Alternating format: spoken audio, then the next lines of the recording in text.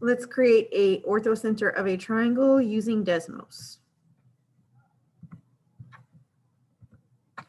Go to Desmos, Math Tools, Geometry Tool.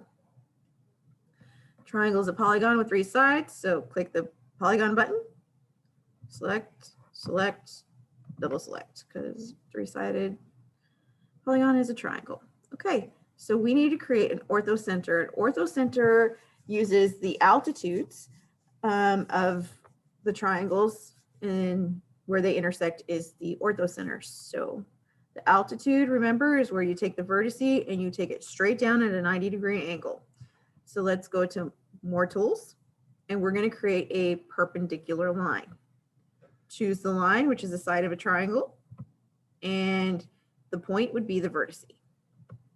That's an altitude. From the vertice straight down at a 90-degree angle is an altitude. So now choose the other side,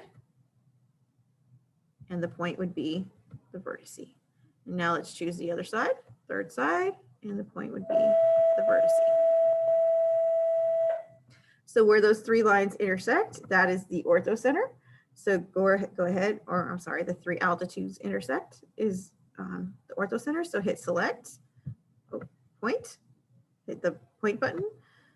And now let's go ahead and select that point and label it. Orthocenter.